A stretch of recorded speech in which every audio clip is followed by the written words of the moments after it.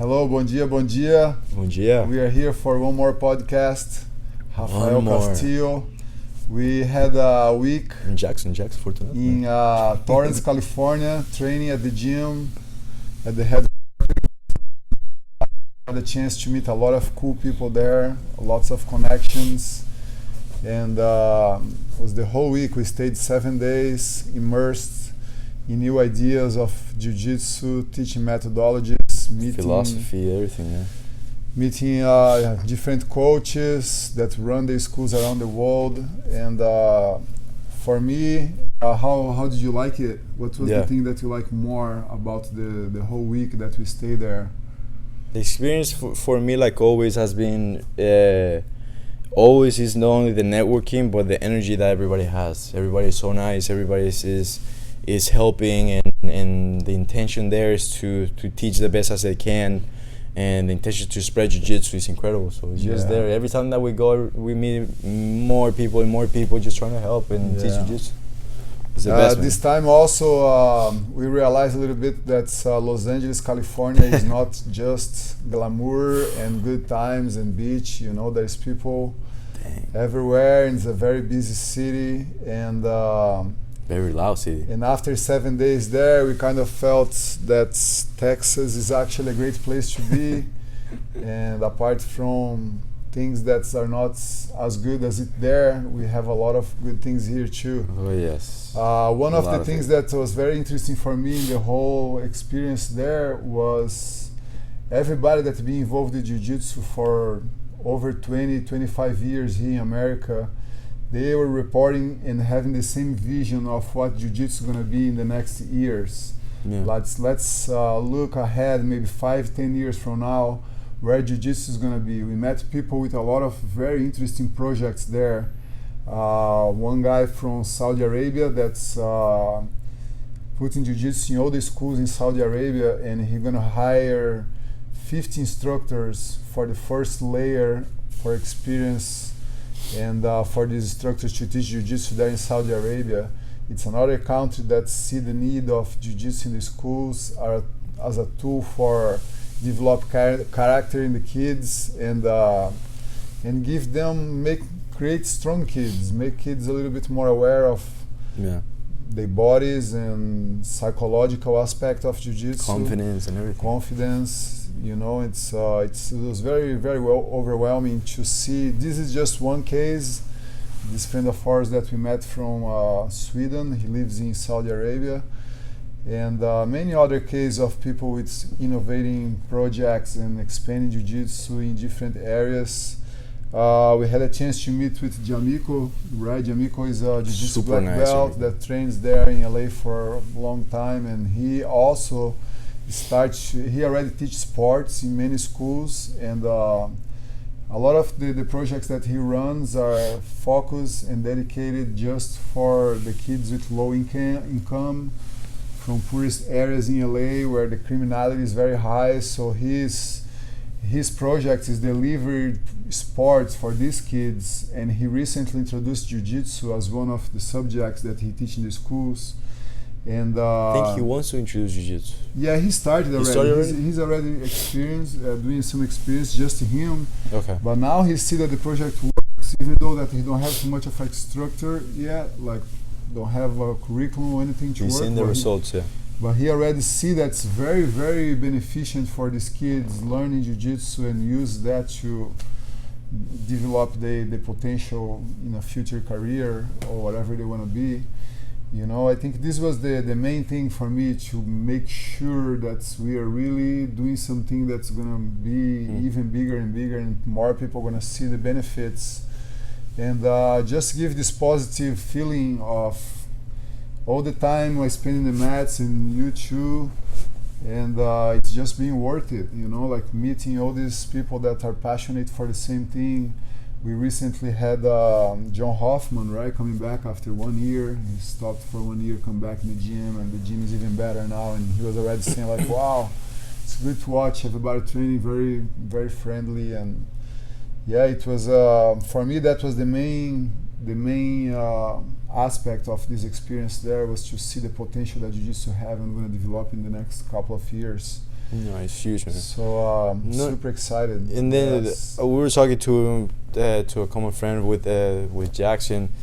He has a common friend that knows a little bit of the data behind the jiu-jitsu, and he was saying like, I was telling him like, asking him about the numbers about jiu-jitsu, how big it is right now, how the demand is so Yeah. big with low supply, and us and you probably that have a belt, if you're watching this, you probably do already jiu-jitsu in that case.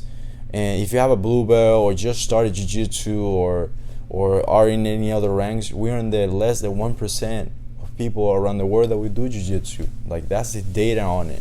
And people that can teach is even lower. So just being surrounded by people that have the same philosophy of teaching and getting the tools for them to teach even better, it's great to be there, and then getting us into a percentile of high teachers and high level practitioners, so that way we can only be a practitioner and have the experience of being a great partner, a great coach, a great student and everything, but we can teach in a manner that we can say and communicate those things to other students, so that way they can learn the same way. So it was incredible experience. And then you want to share a little bit the story that we had there. We practiced mental jiu-jitsu a little bit more than physical. Yes, we Apart from physical. Apart from all the experience we had there, we actually had a real experience of a potential fight situation, a potential True story. that could have happened there. I was just in a stop sign, and somebody hit behind my car, rear-ended us, and of course we stopped. And these guys was kind of out of control. One of them was apparently he had drink before he got in the car. And let me do this with the details are, so that way we don't miss anything. So we were stopping, and Jackson was picking me up from I was just in the beach, and Jackson was gonna see a little concert that he wanted to check out and everything. I was feeling a little bit like that was that Sunday, right? Yeah. I was feeling a little bit like and then I was feeling a little bit bad. I had like a cold, and Jackson picked me up and everything, went together. We stopped at the first stop sign. I think it was the first one. There's two guys in a truck that came in, rear-ended us, and then they didn't even see us or anything like that. They just rear-ended us. They didn't even stop. We stopped and everything. We said like a thumbs up. They were okay. We're okay. We parked. Jackson parked a little bit on the side of the road, and we have two parallel parks. So boom, Jackson's in the other side. The truck went to the other side. We dropped ourselves in front of the other side, like a laundry room. And then we stopped there, talked beside the truck there. The guy was super drunk, the guy that was driving. Then his friend was like a little bit tipsy, but not that much. He was normal. And then the guy that was drunk driving, he was just like, man, I'm sorry, man, I messed up. My bad. Both of them were really sorry about it. And then they started like searching his paperwork and everything. And just was starting to say like, hey, we're gonna leave today. We're gonna have a flight to catch and everything. We have to leave, like get your papers and everything. This is not a car. But the first thing that we did before all of that, it was to make sure that everybody was okay, making sure that we were calm, and that, hey guys, no problem, let's fix this together and everything. Let's go ahead and work each other out. We went for a few minutes after that. We saw that the drunk guy was like, he can't even freaking dial his phone. He doesn't have the insurance paper or anything. He go, oh man, take a picture of my plague. Take my picture of my ID. Here. He was giving random papers because he was so out of it. And his friend and everything. It was pretty funny because both of them were talking about, oh, we have two women that we have waiting for us in our home and everything. And we just want to go there. We were talking about them, and then we crash against you guys. So they were already not only out of it, but they were already into that hurry up mood and everything, so they can go home and do all that, right? So they in that part, the guy that he was driving, to give you a little bit more things, the guy had a DUI before, I think. And then he mentioned that his friend mentioned it, I think, like he had a DUI before and he paid it for it and everything, blah blah. And then his friend was getting a little bit frustrated. He was talking to us normal, super calm. We're talking to them nice and calm. Jackson was talking to the guy of their rental car, trying to see what he thinks about the situation. And the guy, meanwhile, the drunk guy was like looking at the paper, man, I don't know where my more insurance and blah blah blah. He was trying to call his friend. Meanwhile, I was talking to his friend. He's a little bit more calm, trying to get some information about them and everything. Try to keep the situation nice and calm. Jackson was talking to the guy. He said like, hey, just try to settle the thing, like just get some money, something like $500 to get the situation done. Yeah, the car owner said he wants $500 to settle. Yeah, and, just to get everything like and just then done. we end up calling the insurance Yeah. and put everything on insurance and on his insurance. Yeah. But it was kind of intimidating. He got kind of upset that I don't want to settle the way that he wants.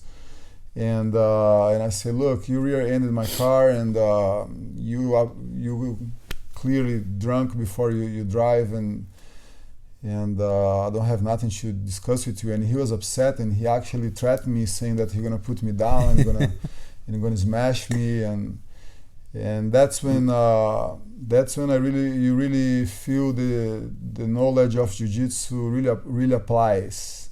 You know, when you have somebody that's really now verbally attacking you and calling you things apart that he's totally wrong, that he just rear-ended your car, and I couldn't do whatever I believe I could do it to him, but the calm that I had in that moment, and I just look at him and say, hey, no problem, man, it's fine, you know, we don't have to get in that level of a fight, and just walk away, and then we solved the problem faster and just left, and everything was done okay.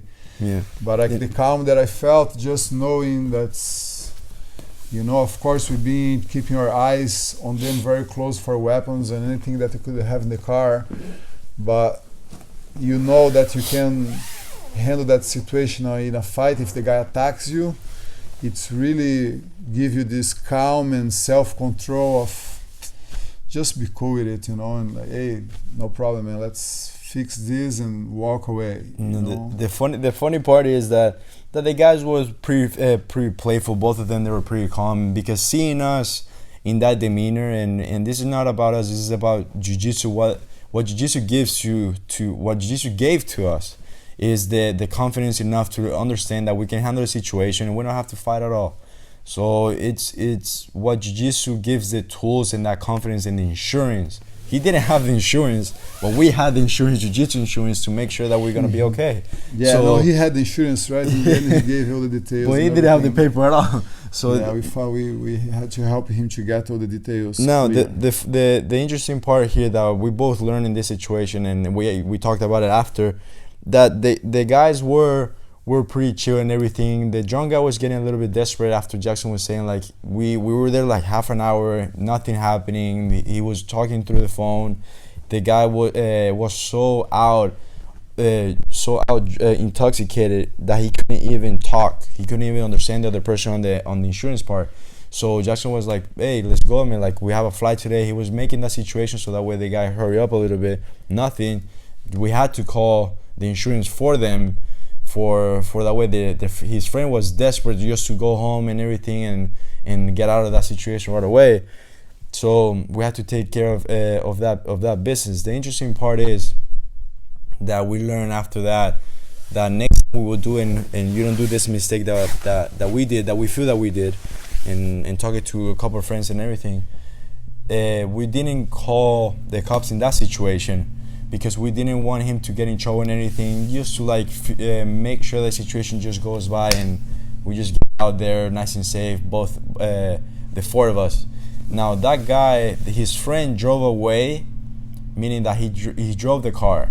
His drunk friend didn't drive the car. His other friend that was a little bit better, he drove the car away, and then that was the condition for them to not get the call cops and everything like that. Next situation that happens, if you have this situation and the next time it happens to us, hopefully not, but if it happens, you guys, we need to call the cops either way. If the person doesn't want to, or if you don't want to, or anything like that, just go to a different place, call them and everything, because that situation is going to make a legit case for your insurance company, and it's going to make sure that the person that did the crash is not going to do it again. Because that person, I was talking to Chris yesterday, that and your wife said this the same thing, and when I told a couple of friends and everything, they said the same thing. What happened if he goes home leaves his friend, and then has the confidence like, oh, this guy didn't do anything. They go again and drive and crash whoever again, or run over whoever person's on the street that didn't see him again, or he didn't pay attention again. So for next time, for us, we got lucky that nothing happened. But for next time, we have to call the cops either way to make a legitimate case for the insurance and to make sure that the person doesn't do it again. Because he's going to go to jail. Yeah, he's going to that have was to a pay mistake a bunch. we did. We should have called the cops immediately and have that done. Yeah. But it was such a small damage on the car that you could barely see it. That's another reason why we didn't want to. Yeah, but I learned a lesson with that, and we should have called and make that official. But now we know for next time, you know, you learn with your mistakes, and next time I know exactly how to apply everything in a better way. What do you think when the guy came out of the car and you saw that they were drunk? What were you thinking right then and there? That you saw the guy was tipsy, right? Like he just felt he was literally, imagine just the guy standing in front of you and just trying to get his balance in his 2 feet. He was just rocking back and forth. That's how out of it he was. Like he was. It was bad. What do you feel when he got out? Were you like? I don't know. His friend was fine. His friend was okay. He was drunk. His friend was okay. No, but his friend like helped you like to be like, okay, this guy, okay, let's just handle it. Yeah, and that's just make the mistake even bigger. You know, like we should really call the cops immediately. You know, and then after 30 minutes they're like more on their feet, but we should have called the cops immediately. No, and big mistake. Yeah, no, it's something that we learned and want to share with you, so that way we share those type of things, and that's why we created basically this podcast to share this stuff, you know, and it's super interesting. But I was telling Jackson that the jiu-jitsu part didn't help a little bit in this situation, but didn't help with the guy that I told you about.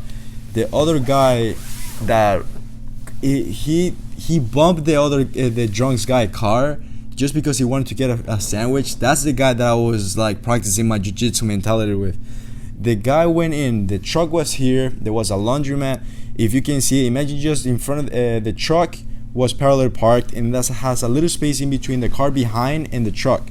One guy was trying to go parallel parking to get a freaking water and a sandwich, just to try to get a water and a sandwich. This is why we went after we came into Texas. I was glad to came in because that guy made my whole experience like I was like, I don't want to handle this type of people. The person came in parallel parked. His car was still didn't have enough space to park, and he still left it there. He bumped the truck 3 times. He saw that we were talking in front of the car. We were seeing the situation. Imagine 3 people talking to each other, see the car bump 3 times. And the guy was watching us, and the drunk guy was like, man, you hit my car again? Man, I'm gonna smash you, man. Like, what are you doing? And it was fun because he was watching our face, like just smiling, like nothing happened. And then the guy parked his car. He left his car like all messed up. First of all, it was horrible parking. Horrible. He didn't pay the meter. He came in, opened the door. He just came in and right in the drunk guy's face, just stare at him. Almost nose to nose. He was like, man, I can buy you a sandwich, man. I can buy you a sandwich. And then he went in, and the drunk guy was like, man, whatever, man. He was talking to the insurance guy. Meanwhile, he went to the store. He came in, bought that. He came back, and he's like, oh, man, sorry, man. I was like, dude, just go, man. Just go. Please go. And we were talking. I was talking to the drunk guy a little bit, helping him with insurance situation. And the guy came in, saw the drunk guy trying to reach his smoke box, and then the guy came in and like, oh man, can I buy a smoke from you? I was like, come on, man, get out, please. Just get out. It's a crazy place. But the feeling, just those type of people like feeling like they can do whatever. He crashed the car 3 times, bumping, didn't do much. But just the person not acknowledging, like, oh man, I'm so sorry. Just one time. He can bump 1 time, get out, like, oh man, you okay? My bad. Pay something. But he did it 3 times. And then is to watch him, and they say, can I buy you a sandwich, man? I was like, come on, man. Get out of here. Yeah, overall, it was a great experience. We had a good time there. Lots of learning, hanging out with our friend Eddie, Daniel, Macedo, all these cool guys that works at the gym there. Amazing, man. and Cool dudes. it was very very Cool good. dudes and Looking ladies. forward for the next chapter to go and train there in LA again. Yeah. And what do you think was the big experience about training there and the philosophy that they had as not only as a gym but as instructors and as students? Like you as a student, what was the takeaway? You as instructor, what was the takeaway? As a student, the takeaway is like they really have everything in place. You know, regardless who is teaching the class is always based with the same structure, and that's really good. And every instructor there is an actor and know how to really make the technique fun to watch and Entertaining, yeah. adapting to everybody. And as a student, I think the main thing for me was I felt that I trained really good with some very good Jiu Jitsu practitioners there. And For a long time that you trained with a bunch apart of the black belts, technical part that I learned some cool techniques, guard passes and stuff. The mindset is after 7 days of intense training immersion, you know, not doing nothing, just focusing training, I was just feeling good physically and mentally, you know, like very relaxed, no politics at all, you know, like regardless of what your background is, like there's no politics. The talk is always positive, the talk is always forward, you know, doesn't matter who's winning or who's losing, everybody's growing together, you know, and that was the takeout as a student, you know, like to see this community like 80 people, 100 people in one class, teach jiu-jitsu for all kinds of backgrounds with no politics. It's just jiu-jitsu time, you know, with the best, and totally focus on the self-defense aspect of the art. It's really good. It's not just the technical, there's a lot of philosophy there too, you know, with the people that you meet. Everybody have a story. We are able to hang out with Victor. We hang out with him and get to know more about Victor. It was really good too. You know, Victor is a guy that's been with us for years now, you know, just always giving us advice and stuff. And good to hang out with him, and the goodbye too that he called us and say, hey, nice, come here, give me a hug before you guys go. You know, these little things really make a lot of meaning, you know, like really make you feel part of the whole organization, you know.